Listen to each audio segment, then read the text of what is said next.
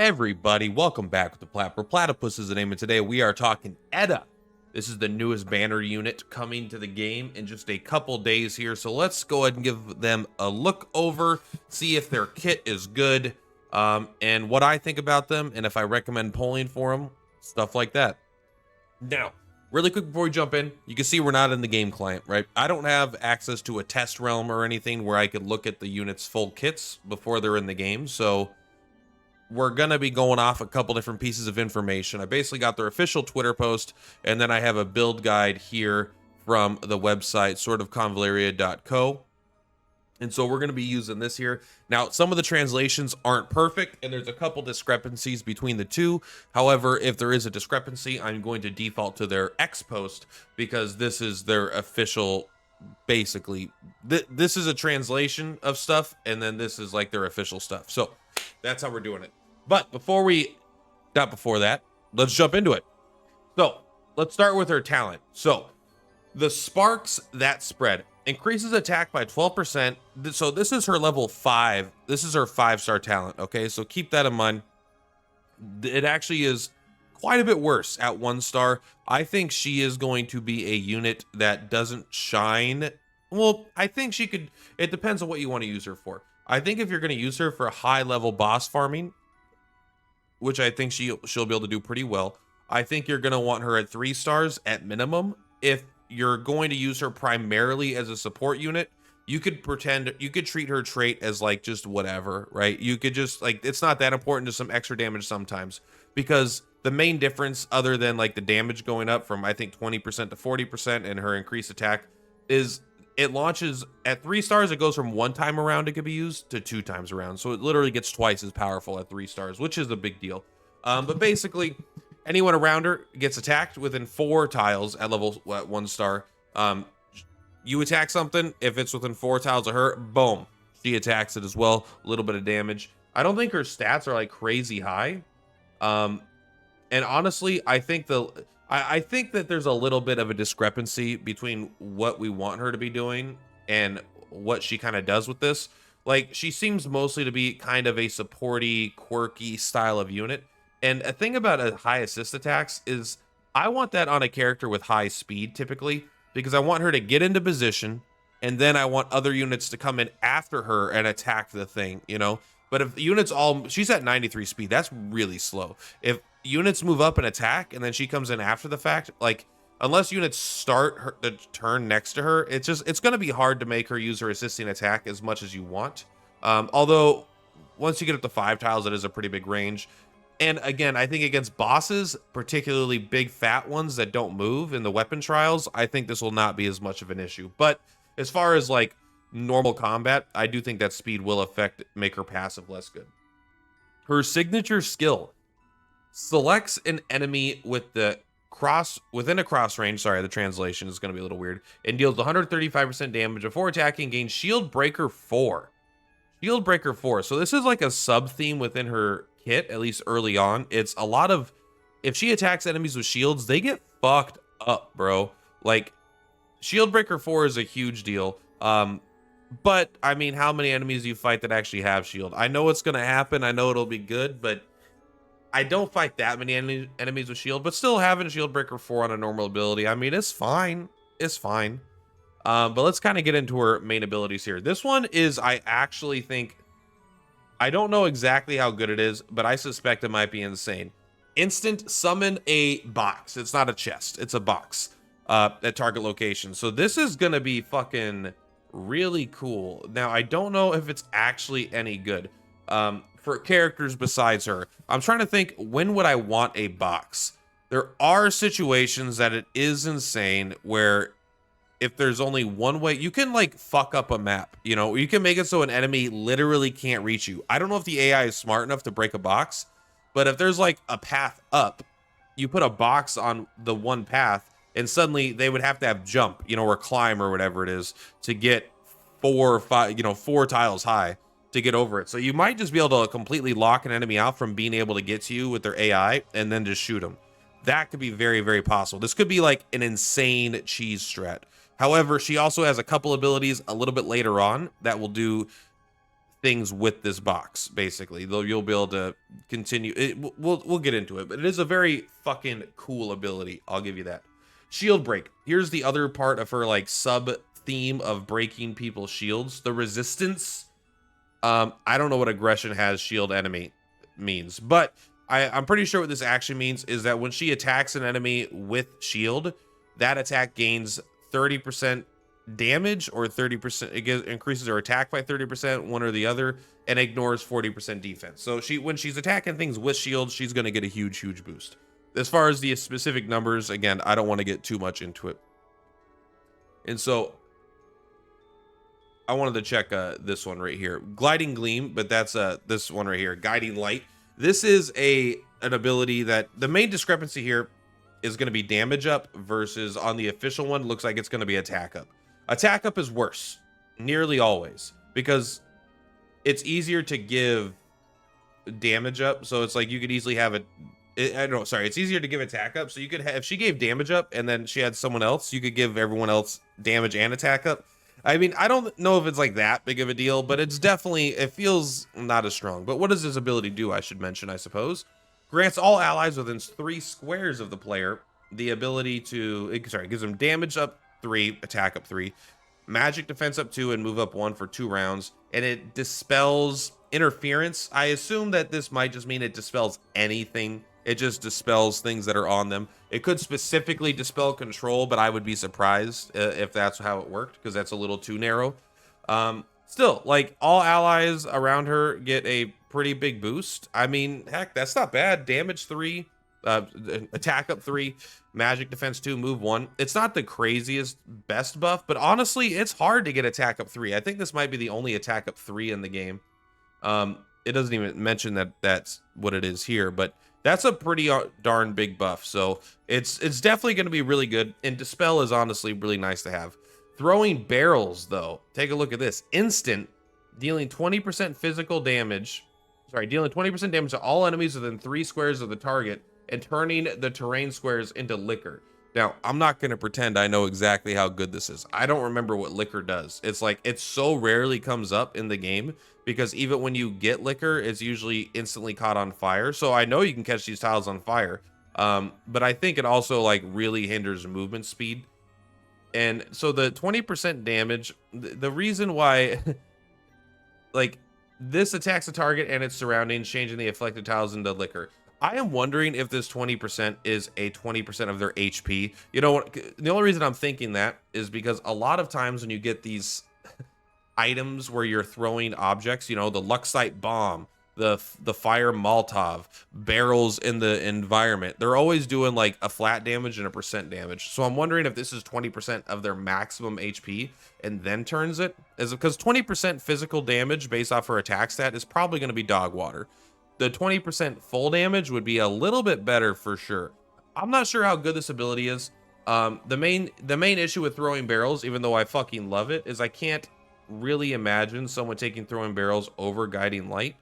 Guiding Light just seems like it's so much more generically useful, and throwing barrels, although very cool, I'm not sure if it's going to be busted, if that makes sense. I mean, is turning things to liquor that good? Probably not better than just giving everyone the biggest damage buff in the game, right? But I might end up getting both of these. Cover advantage. Now this is worded in a very weird way. Exists within 1 grid of the self thing. So I'm pretty sure actually what this means, reduces damage taken by 40%, is because this is a bit of a sub theme with another one here with similar wording. If she is by an item, I don't know if it needs to be an item she created, but like if she's by a box or something like that, it will decrease the damage. Basically, I don't know if they need to attack her from range or if they need to attack her just at all, but she will basically take cover behind an item, you know, to take less damage, which is good because 40% is a shit ton, right? I wonder if that's what it says here. Of course, they don't show the reaction skills there. Why would you? But it's okay. Fight back. We've seen that. Counterattack. Defense break passive. Before attacking, there's a 50% chance to inflict physical defense down 2 for 2 rounds. Yeah, fucking right. Who the hell wants that on their fucking legendary unit? Like, this is like, if this is actually what this does, this is like this, like, I think Outlaw Archer has this, and I don't get me wrong, I love Outlaw Archer, but people aren't spending hundreds of dollars potentially to unlock them, right? This is the most underwhelming thing I've seen. Street Fight, though, this is, I think they put this there that way everyone knows they should take Street Fight. Exist within one circle of the user thing. Keep that in mind. I think this is just like the same wording as cover advantage, basically, right? If you're within if you have a surrounding item that, I don't know if it means if you created it or if it's just an environmental item. Attack is increased by 15%, and after the active attack, she can move 2 more squares. So you can move up, you attack for extra damage, and as long as there's an item nearby, you can kind of dash away. Having a guaranteed, essentially what feels like a guaranteed extra 2 movement after attacking, we've already seen how crazy powerful it is. With March Command, being able to do this without March Command is good, but my only hesitation is that I always have March Command. But there are turns where March Command is offline, where this will be really good. So it is very good. I don't want to shit on it, but most characters have what feels like this ability already because of how often I personally use March Command. All right, then her 2 attacks, causes 100% physical damage before attacking, gains shield break 1, another sub theme of the shield break there. Deals 100% physical damage and dispels 2 buffs on the target. I'm probably going with the spell arrow here myself because I like it, I just want to have more characters with the ability to dispel as a, like, not something I have to dedicate time or investment into with the special abilities. They're just like, oh yeah, just dispel that, you know. Oh yeah, that's right, I forgot this character has a spell.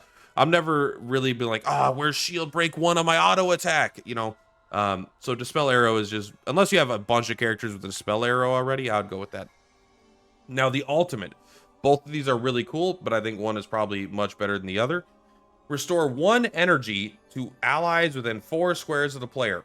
Okay, that's already fucking sick. And as you can see here, I can't see the energy costs or the cooldowns of these abilities. So this is not a perfect all-encompassing knowledgeable thing. Again, we can't look, I'm just going off what I can, all right? So I apologize. Hopefully I get access to a test ROM. I can give you all the information later and future videos. Restore 1 energy to all allies within 4 squares. Already, that's fucking sick. Recovering energy is very strong. Assistance attack, so this isn't directly involving her trait because that's the only way for her to get assist attacks.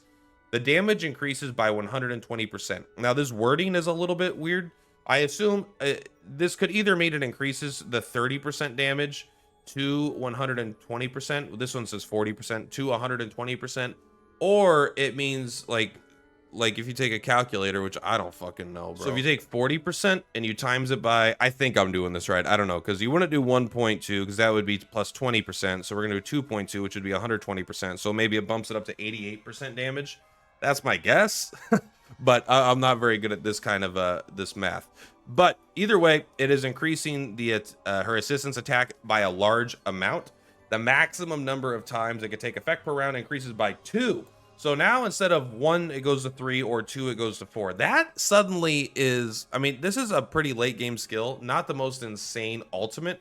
The energy is good, but I actually think that this will be exceptionally good against the weapon trial boss, the one that wants you to hit it with range, because if you can use this, the next 4, you're going to hit 4 extra times. You're already hitting 1 or 2 extra times per turn. But this turn, you're going to be doing a huge amount of damage. I think this will be one of the best damage-dealing characters for Weapon Trial.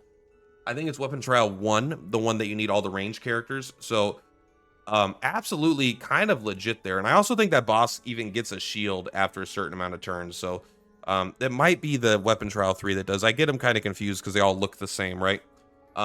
But I actually think Take Up Arms is pretty legit. This ability is one of the main reasons why you're going to get her, I think. But no one has access to this right now as of the release, so be aware. You're probably a couple weeks away from getting this skill because you got to be 55, and we're all hitting like level 40s right now. Even the biggest whales aren't even 45 yet, so it's gonna be a bit, but it is there for the future. Also, Storm Sniper. Physical damage. Selects an enemy within a cross range, which I think is 4 tiles. It might be 5 tiles. It is a big difference, but it doesn't matter in this context, I don't think. Sorry, my phone's ringing. Damage increases by 10% for every additional square of distance, but the adjacent square counts as 0 squares. So you're going to be doing 100 you know, between 130% damage. I mean, 120% if they're adjacent, which I guess is possible, which is kind of cool. And then 130, you know, 30, 40, 50, maybe up to 160% damage. Don't get me wrong, this ability is cool. It's nice to have really long range attacks. It's nice to have a pretty good percent based attack. But I mean, come on. This is literally this involves her trait. This involves her best support ability. This increases her damage. This is like what they're expecting you to get. This is here for people that want to spend their blue gems to get extra cool damage. So what am I going to be getting? I'm going to be getting construction, guiding light, cover advantage, street fight, dispel arrow, and take up arms myself. However, I am likely to use a blue gem to also get throwing barrels just because I want to use this ability and it sounds really fun. I can't imagine me really wanting defense break, shield break arrow, shield break, or storm sniper. Like, these abilities are just, or fight back, like whatever, right? I'd rather her take a bunch less damage, but this could be good. But I'm going to take the one that has a cooler picture in this case. When it comes to reactions, if they're both after being attacked, I typically don't care too much, if I'm being honest. But also, this is a big damage reduction. So that's going to be what I'm doing with her. I think she's primarily going to be an AoE buffer in the sense that, like, you're going to be using Guiding Light to give everyone a bunch of buffs, and you're going to be using Take Up Arms to give everyone a bunch of buffs, and you're going to be doing incidental damage with her trait, which is still kind of cool, you know, like if you get her up to 3 stars, it's way fucking better. Getting 2 extra attacks every single round for 40% on random targets, not random, on targets you're targeting. That's good. I mean, that's a really, really nice kit overall. She does not appear to me right now as a must pull character. I would say if you are saving for characters that, like, I'm reading, I'm like, this is fucking broken. There's nothing in this kit that I'm reading that says this is fucking broken. The only thing that could be broken is purely the cheese of potentially being able to create a box. And I know that that sounds weird. Like, with all these abilities, they're good and they're interesting and they're fun, they're powerful, but nothing here is like, oh, this is way better than Barrel. This puts Barrel to shame. This puts Cole to shame. This puts Gloria to shame. Nothing is on that level of, like, broken, right? Not, at least in my opinion. So I think she is an easy skip, but if you're like me getting all the characters, then you're going to get her anyway. And I do think there's some real cheese strat here with this box. It might end up becoming basically you doing nothing, but I am interested in seeing what can I do with this box to break the AI. The AI is very fragile. It knows how to move and attack towards you, and they're very strong. But if you could put a box in their path, you might just be able to fuck them up, and they might not even know what's happening, especially melee AI units. Those are the easiest to manipulate because they already have, like, no movement and no range. Doesn't matter what their stats are in a lot of senses. But that is the kit. That is, yeah, that's basically what we're talking about.